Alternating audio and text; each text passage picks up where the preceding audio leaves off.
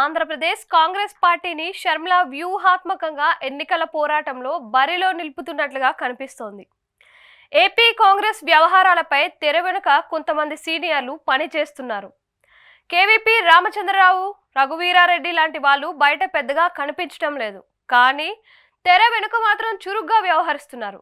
వైసీపీలో అసంతృప్తికి గురైన నేతల్ని తీసుకొని పోటీకి ఒప్పిస్తున్నారు.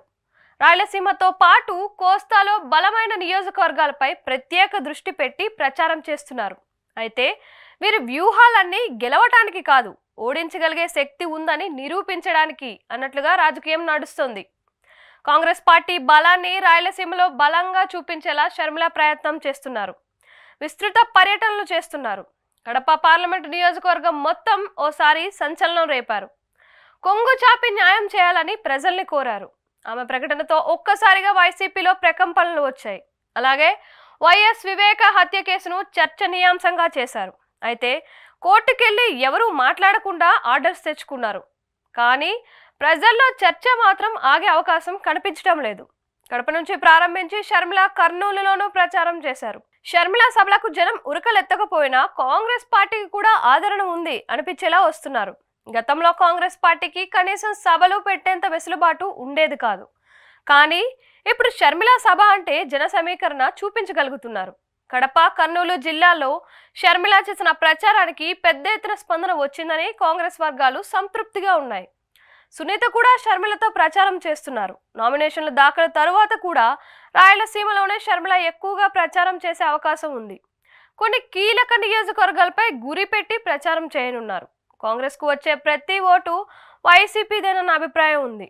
ముస్లిం, దళిత ఓటర్లు ఈసారి కాంగ్రెస్ వైపు మొగ్గు చూపే అవకాశాలున్నాయి.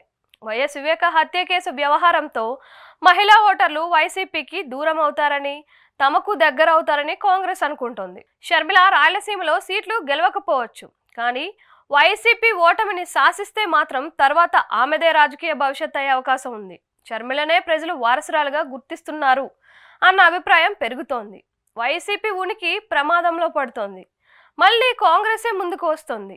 ఈ వ్యూహంతోనే షర్మిల అడుగులు వేస్తున్నట్లుగా చెబుతున్నారు. ఆంధ్రప్రదేశ్లో కాంగ్రెస్ పార్టీ ఓ ప్రత్యేక వ్యూహంతోనే రాజకీయం చేస్తున్నట్లుగా కనిపిస్తుంది. షర్మిల ప్రత్యేకంగా ఓ బ్యాకప్ టీంని ఏర్పాటు చేసుకొని కీలకమైన నియోజకవర్గాల్లో అవకాశం ఉన్న చోట ప్రభావం చూపే నాయకుల్ని ఆకర్షించి మరీ టికెట్లు ఇచ్చేందుకు వెనుకాడటం లేదు. ఇప్పటికీ 4 ఎమ్మెల్యేలు, ఓ కేంద్ర మాజీ మంత్రి వైసీపీలో చేరి అసెంబ్లీకి పోటీ చేస్తున్నారు. ఎమ్మెల్యేలంతా దళితులే. అంతేకాదు, నియోజకవర్గాల్లో అభ్యర్థులుగా ఖరారు చేసిన వారిలో చాలా మంది తమ తమ సామాజిక వర్గాల్లో అంతో ఎంతో పట్టున్నవారే.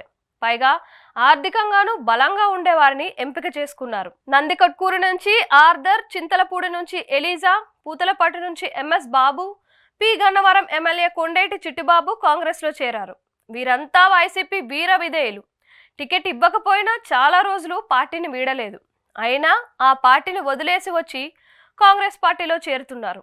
టికెట్ ఇవ్వకపోయినా చాలా రోజులుగా సైలెంట్గా ఉన్న తరువాత షర్మిల టీం చర్చలు జరిపి వీరిని పోటీకి అంగీకరింపజేసింది. ఇక కేంద్ర మాజీ మంత్రి కిల్లి కృపారాణి జగన్పై తీవ్ర ఆరోపణలు చేసి కాంగ్రెస్లో చేరి టెక్కల్ నుంచి పోటీ చేయడానికి సిద్ధమయ్యారు. ఇలా కనీసం 30 నుంచి 40 నియోజకవర్గాల్లో కాంగ్రెస్ బలమైన అభ్యర్థుల్ని నిలబెడుతుంది. అయితే వీరి బలం గెలవడానికి సరిపోదు, కానీ ఓడించడానికి ఉపయోగపడుతుంది. కాంగ్రెస్ పార్టీకి గత ఎన్నికల్లో ఏ స్థానంలోనూ నోటాను మించి ఓట్లు రాలేదు. కానీ ఈసారి షర్మిల ప్రభావం గట్టిగా కనిపించనుంది. కీలకమైన స్థానాల్లో 10 నుంచి 15 వేల ఓట్లు చీలిస్తే పోటీలో ఉన్న కొంతమంది అభ్యర్థుల జాతకాలు తారుమారు అవుతాయి. అంత బలం చూపించే వారిని అభ్యర్థులుగా ఖరారు చేశారు. కర్ణాటక, తెలంగాణలో కాంగ్రెస్ ప్రభుత్వాలు ఉన్నాయి. అక్కడి నుంచి ఏపీ కాంగ్రెస్ పార్టీకి సాయం అందుతోంది. రేవంత్ రెడ్డి కాంగ్రెస్ పార్టీ కోసం పనిచేస్తున్నారు. విశాఖ బహిరంగ సభలో ప్రసంగించారు.